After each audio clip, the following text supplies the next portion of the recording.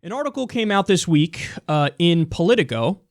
It says, governors' races test Democrats' rift. Party leaders worry that Bernie Sanders' wing will apply ideological purity tests in the South in 2018.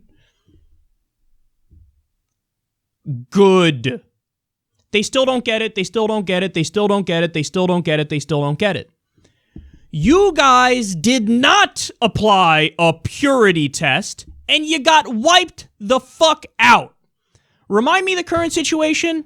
Oh, yes, that's right. The Democratic Party lost the Senate, they lost the House, they lost the majority of state legislatures, they lost the majority of governorships. You lost the presidency, clearly. You lost everything. You don't get it. Your party right now is a steaming pile of dog feces. That's what it is. So now they have nothing to protect. And they're like, well, we got to protect the party from these fucking crazy progressives and liberals who actually believe in, like, helping people. Oh, gross. Protect the party. Protect what party? You lost everywhere, you dumb, corrupt motherfuckers. So it turns out that in this piece, they go on to quote party leaders, Democratic Party leaders. In other words, people who are in the Democratic Party who are propped up by corporate money who nobody likes. The people actually don't like. They say, oh, party leaders are so concerned, ideological purity tests in the South. Oh my God, it's going to hurt the party. Actually, the corporate Democratic leaders picked the wrong week to write this article because directly after they released this hit job on the Democratic base and the Bernie Sanders wing and the principled liberals and progressives, this poll came out. This is, I shit you not, a Fox News poll. Look at who's the most favorably viewed politician in the goddamn country. Bernie Sanders, 61% favorable view from the American people. Planned Parenthood has a 57% favorability rating, so with the Republicans going after that, that's going to hurt them. Obamacare has a 50% approval rating. Mike Pence, 47%. Donald Trump, 44%. Bernie Sanders is almost 20 points up on Donald Trump today. Elizabeth Warren is actually down there at 39%, probably because she lost a lot of the progressive base by endorsing Hillary over Bernie, and the Republicans never liked her. Paul Ryan, 37%. He's really down there. But Bernie Sanders, the most liked politician in the goddamn country. As they write articles doing a hit job on Bernie Sanders-style politicians. They have no idea how fucking stupid they are. Like, you're not smart. It's like we keep writing down on a sheet of paper 2 + 2 = 4 and fucking showing it to you and begging you to acknowledge it. You're like, no, it doesn't equal 4. It equals 22. I see a 2 and a 2. You put it together. It's motherfucking 22. It's got to be 22. It's 22. It's not 4. I'm just going to say it's not 4, even though everybody knows it's 4. Everybody knows 4 is the fucking answer. I'm going to say it's 22 because I think it's 22. What am I going to tell you? That's the Democratic establishment. That's the Democratic Party. That's the corporate Democrats. That's what they are. They can't see the most obvious fucking... Did you know this isn't the first time that there's evidence of, hey, people really fucking like Bernie Sanders. We covered the story, and this has happened the past 3 years that they did this poll. They ask people, they go to the constituents in their respective states, all the different senators, and they ask, hey, do you like your senator? Bernie Sanders had an 83% favorability rating among his constituents in Vermont. 83%. Guess what? Number 1 most liked senator in the country. So there's been 3 other polls saying he's the most liked senator in the country. Countless polls in a hypothetical matchup in a general election of Bernie Sanders versus Donald Trump. Bernie winning in every single motherfucking poll. And now you have this, where it's not just asking the constituents in their respective states. It's asking the country. 61% of Americans like Bernie Sanders. And by the way, even to the idea, because this is the next thing that they say. The very next thing they say is, yeah, okay, but there's always a but with the corporate Democrats, always to justify and rationalize their bullshit and their corruption. But he's not liked in red states. That's the thing. And your problem is you're trying to use this ideological purity test even in the red states, which means we're going to lose more. Bernie just did a town hall in West Virginia where he got a room full in a county where 75% of the people voted for Donald Trump.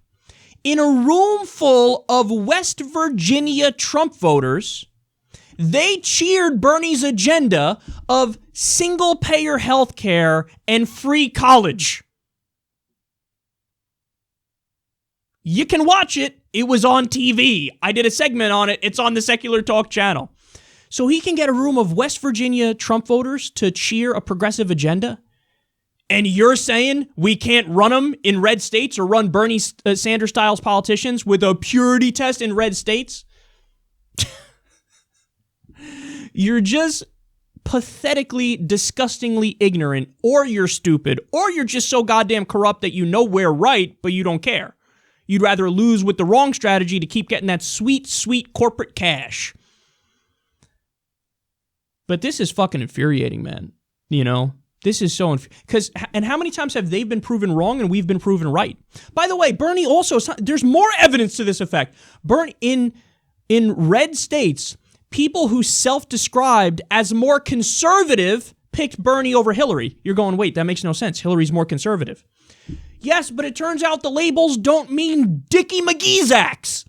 It turns out the labels are irrelevant. People just say whatever the fuck they want to say and what they think they maybe or maybe not are. But when you go issue for issue, they all love Bernie's ideas. Oh, single-payer healthcare? Oh, free college? Oh, raise the minimum wage? Oh, more unionization? They go, yeah, why would we not do that? Of course, yeah, let's do an infrastructure project. Let's do a New Deal. All of Bernie Sanders' fucking ideas are popular. So he's popular all over the fucking country. Not just among progressives, but also among conservatives. They don't get it, man. They don't get it. And there's countless examples of their philosophy just being dead wrong. And dead wrong. John Kerry ran against George W. Bush as Republican light in 2004. And he lost. George W. Bush. We already had 4 years of the disaster that was George W. Bush. He got reelected because John Kerry ran as Republican light. And your solution is run more Republican light. How about Allison Lundergan Grimes? This is the grossest example there is. You had Mitch McConnell, Turtle Boy, who's got the fucking personality of a dead gnat, and his approval rating was in the tank. Nobody liked him in Kentucky, a red state. So they ran, young, energetic Allison Lundergan Grimes, and she's going to beat Mitch McConnell because she's going to do ads holding guns and saying, I believe in the Second Amendment, and saying, I'm Republican light. And she lost. She lost to the most beatable politician in the fucking country, Mitch McConnell, because they tried your idea, Republican light. You haven't even given people ever, in many of these races, in many of these states, a progressive option, but you're so smugly convinced they wouldn't pick it. But if you give them a real progressive option, no corporate money, no billionaire money, no PAC money, and they say we're going to fight for single payer, we're going to fight to make the minimum wage a living wage and tie it to inflation, we're going to fight for free college, we're going to end the unnecessary wars in the nation building, they're going to motherfucking pick it. All the evidence is there, and you ignore it.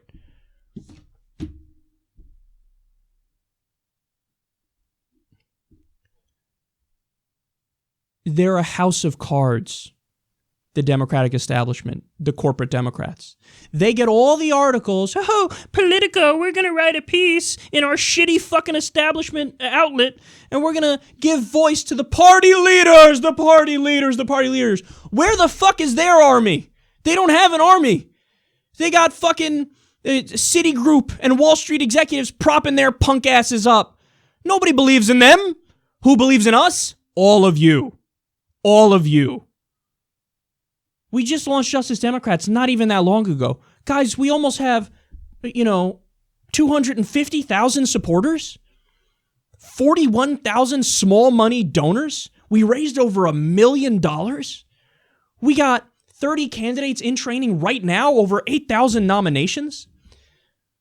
Dare a corporate Democrat tell Evan Bayh, the most corporate of the corporate Democrats, to launch his own movement. lobbyist, corporate sellout extraordinaire, if their ideas are so strong and the corporate Democratic wing is so powerful, and they have the people, and they have the better ideas, have him launch his own movement. See how far that goes. Here's how it'll go.